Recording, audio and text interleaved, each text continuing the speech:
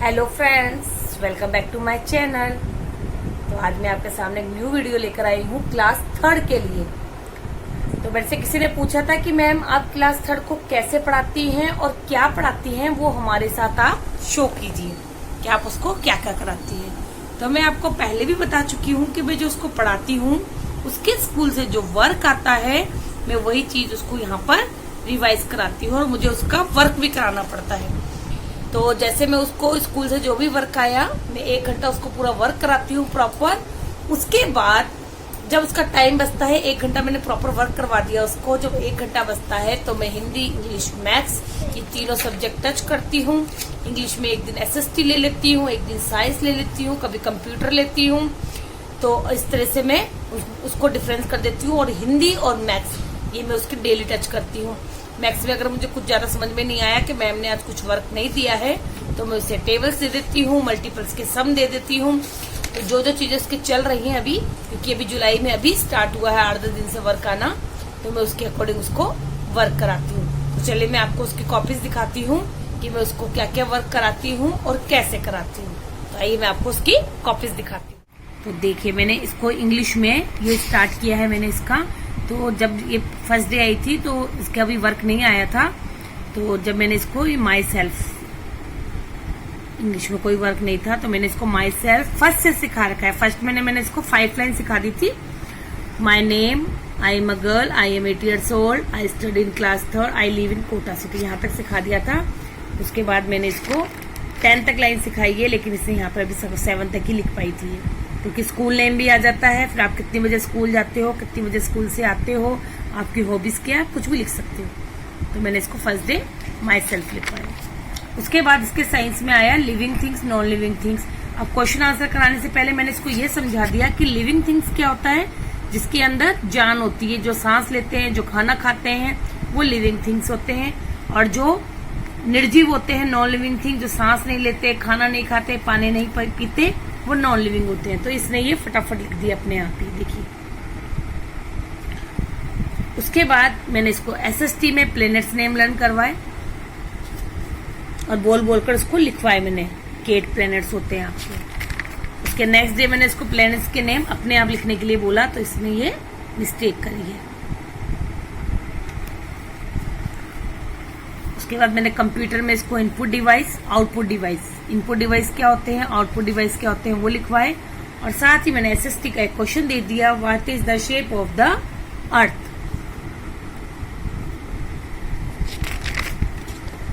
ये 2 बार इसको रिवाइज करा। उसके बाद जब उसको living thing, non living thing के बारे में पता चल गया कि लिविंग थिंग क्या होता है, उसमें जिसमें लाइफ होती है, जो खाना खाते हैं, पानी पीते हैं, है ना, जिसमें लाइफ होती है वो लिविंग थिंग होती है। तो things that have life are called living things, ठीक है। तो इसको रिपीट कराया इसको। और non living thing, things that have no life are called non living things. इसको मैंने ये मतलब समझा दिया कि इसमें लाइफ है, इसमें लाइफ नहीं है। तो नो लाइफ लिखना है आपको, इसमें लाइफ लिखना है। तो बच्चा समझ गया। इसके बाद कंप्यूटर लिया मैंने, इसको फुल फॉर्म लिखवाई है इसको, CPU, CRT, LCD, IPO। यहाँ रिपीट मैंने इसको घर के लिए वापस से वही वर्क दिया था।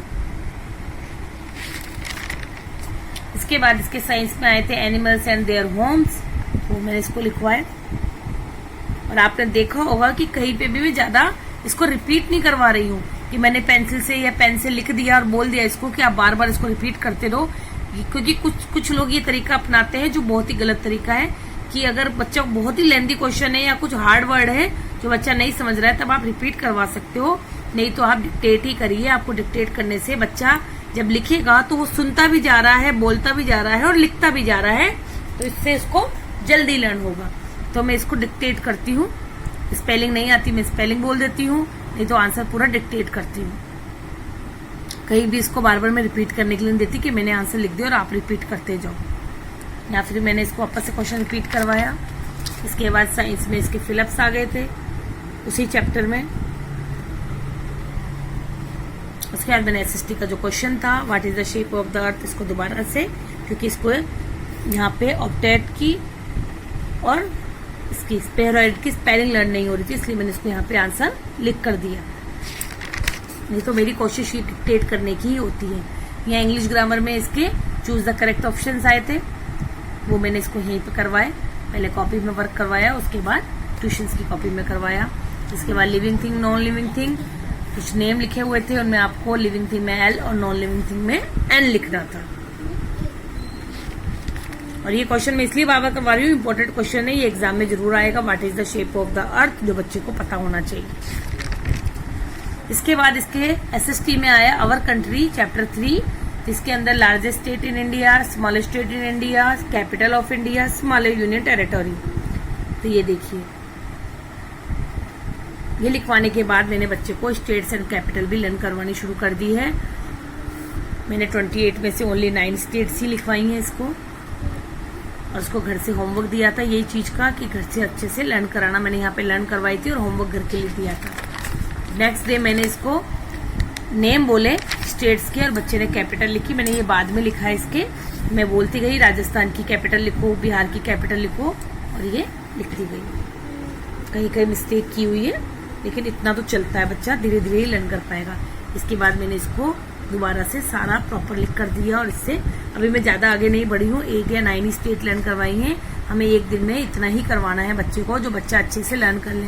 आप एक साथ बहुत सारा खाना खा लोगे तो वो आपको बदहजमी हो जाएगी, ठीक है। तो आप इतना ही खाना खाएं, बच्चे को इतना ही पढ़ाएं कि बच्चे को अच्छे से डाइजेस्ट हो जाए, बच्चा अच्छे से उसको समझ ले। इसके बाद मैं आपको उसकी हिंदी की कॉपी दिखाती हूँ। हिंदी की कॉपी में मैंने इसको वाक्य दिए हैं कि मुझे लिखकर दिखाओ फर्स्ट डे जब यही कि आपको हिंदी अच्छे से पढ़नी और लिखनी आ रही है। तो इसने देखिए मिस्टेक करिए। बच्चों को सेंटेंस जरूर करवाइए, आपको हिंदी हो या इंग्लिश हो। यहाँ पे मैंने घर के लिए इसको वाक्य ही दिए थे, तो यहाँ से कम मिस्टेक करी है। इसके बाद मैंने चैप्टर 1 स्टार्ट कर दिया, उसके शब्दार्थ मैंने इसको लिखवाया। यहाँ पे भी देखिए मैंने रिपीट नहीं दिया, मैंने शब्द लिखे, उनका अर्थ मैं इसको बोलती गई, लिखती गई। साथ में एक क्वेश्चन दे दिया मैंने इसको।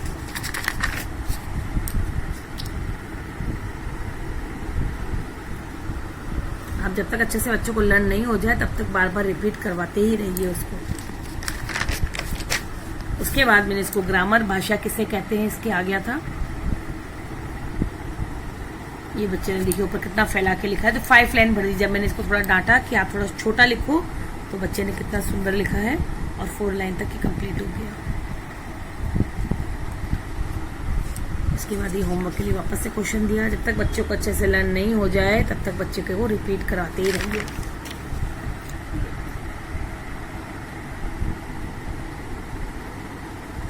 उसके बाद हिंदी 1 के क्वेश्चन मैंने वापस से रिपीट करवाया इससे।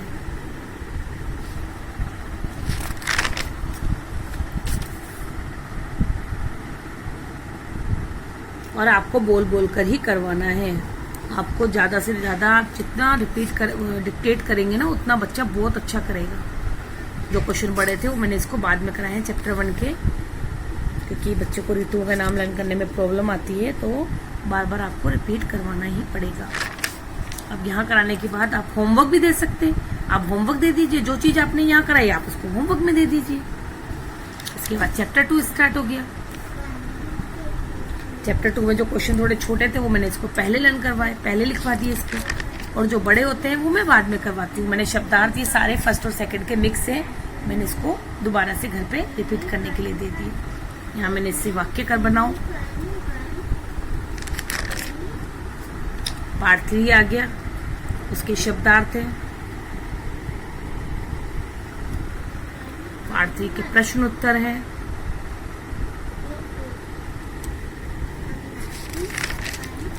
और जो क्वेश्चन बड़े रह गए थे चैप्टर 2 के, वो मैंने इसको कल होमवर्क के लिए दिए थे। ये देखिए इसमें मिस्टेक है जो मैंने अभी कॉपी चेक नहीं की है। आपने देखा होगा अभी कॉपी चेक नहीं की है, अब करूंगी, तो ये इसने किया है। मैथ्स की कॉपी दिखाती हूँ मैं आपको इसकी। मैंने मैथ्स की कॉपी में कहाँ से स्टार्ट किया, नंबर नेम से, कि बच्चा कितना लर्न है और कितना भूल चुका है। तो देखिए 5 की स्पेलिंग, 15 की स्पेलिंग, 18 की स्पेलिंग इसने मिस्टेक की है, 13 की रॉन्ग है। जब मुझे पता लगा इसको 21 स्पेलिंग आ रही है, तो मैंने 20 से लेकर 49 50 तक मैंने इसको पूरा दे दिया, लेकिन इसने 30 की स्पेलिंग में गड़बड़ कर दी, इसलिए इसकी 30 की स्पेलिंग क्लियर नहीं थी। मैंने यहाँ पे इसको होमवर्क में टेबल से दिए 2 to 8। यहाँ पे इसको नेक्स्ट डे मैंने वापस से 30 की स्पेलिंग लिखवाई, 21 से लेकर 40 तक की स्पेलिंग्स को लिखवाई, जिसमें 30 की स्पेलिंग इसकी क्लियर हो गई। आप है ना, जो बच्चा रॉन्ग करे, मिस्टेक करे ना, उसको दोबारा से उनके डाउट क्लियर कर दीजिए। अगर आप छोड़ देंगे ना कि कोई बात नहीं, गलती हो गई, छोड़ दो, तो बच्चा उसको लापरवाह हो जाएगा, वो गलती स्पेलिंग लर्न करेगा। यहाँ एडिशन विद कैरी करवाया इसको मैंने। अगर आपको कुछ समझ में नहीं आ रहा कि आज क्या कराएं, तो आप बच्चों को एडिशन, मल्टीपल या नंबर नेम्स कुछ भी करवा सकते हैं। ये देखिए आगे की स्पेलिंग्स को सब अच्छे से आती है। इनके 1000 तक नंबर नेम्स आ गए हैं, इसलिए मैं जब मुझे पता लग गया कि इसको 40, 50, 60 की स्पेलिंग क्लियर है, तो मैंने ये आगे आगे बीच बीच में से इसको करवाती जाती हूँ और 100 तक मैंने क्लियर कर दी। उसके बाद 8, 9, 11, 12, 13, 14, 15 के टेबल्स हैं। 12 तक इसको अच्छे से लर्न है, लेकिन 13, 14, 15 की मैंने इसको मल्टीप्लाई करके सिखाई है और अभी ये धीरे धीरे लर्न कर रही है। या फिर मैंने नंबर नेम्स 101, जब 100 तक की स्पेलिंग हो गई तो 135 तक मैंने इसको बीच बीच में से दे दिए, क्योंकि एक बार बच्चे को समझ में आ गया कि 101, उसके बाद बच्चा अपने आप ही लिखता जाएगा। यहाँ सब्ट्रैक्ट विद बोरो करवाया मैंने इसको। इसके बाद फिर मैंने नंबर नेम्स ले लिए हुए और 1 to 80 करवा दिया। मल्टीप्लाई कराया यहाँ मैंने इसको 1 डिजिट के, यहाँ मैंने इसको 2 डिजिट के मल्टीप्लाई करा दिए बिना कैरी के। यहाँ पे इसकी वर्क आया एक्सपेंडेड फॉर्म, तो मैंने इसे समझाया। 1 10 100 करके बच्चे आपको करना है, तो उसने फटाफट कर दिया। एक बार समझाने की देर थी, उसने फटाफट कर दिया। इसी चीज को शॉर्ट फॉर्म में ले लिया।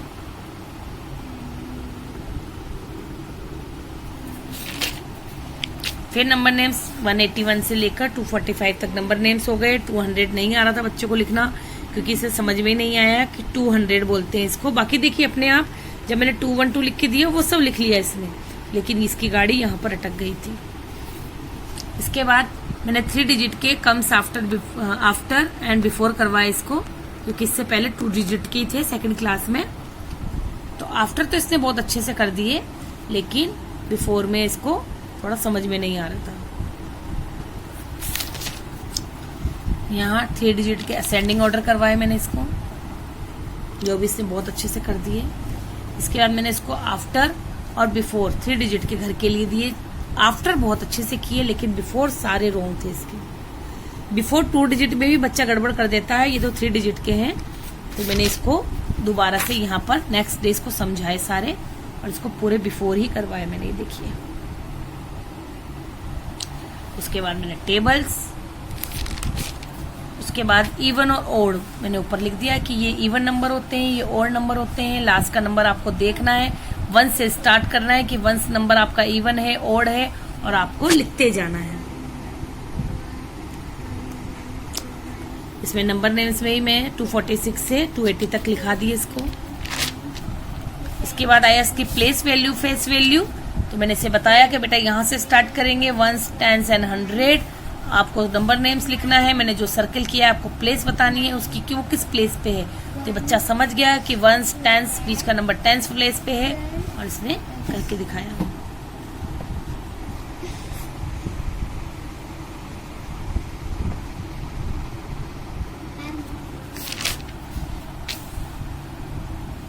और होमवर्क में भी दिया मैंने इसको। उसके बाद नंबर नेम्स 281 से लेकर 310 तक हो गए।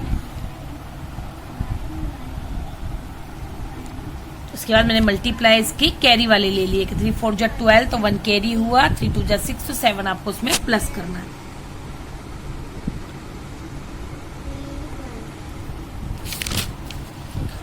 ये मैंने होमवर्क के लिए दिए थे इसे, जो मैंने अभी चेक नहीं किया है, मैं इसको चेक करूंगी। और आज इसके आया था रोमन नंबर, ये देखिए रोमन नंबर फर्स्ट डे आया है बच्चे के। तो रोमन नंबर तो मैं डिक्टेट नहीं कर सकती हूँ, इसलिए मैंने इसको यहाँ पे लिख कर दिए हैं, और इसने लिखा है। जब इसको मुझे पता लगेगा इसको अच्छे से यहाँ तक लर्न हो गए हैं, तो मैं आगे बढ़ूंगी।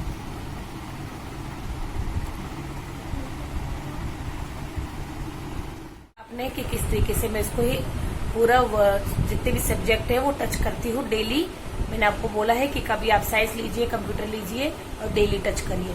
तो आप, आई होप आपको ये वीडियो पसंद आएगी और आपको हेल्प मिलेगी। अगर आपको अच्छा लगे तो प्लीज वीडियो को लाइक, शेयर एंड सब्सक्राइब कीजिए और कमेंट में लिखिए कि आपको और किस बात में या डाउट है या किसी और चीज के बारे में पूछना हो तो आप कमेंट में लिख सकते हैं। Okay then, thank you, bye.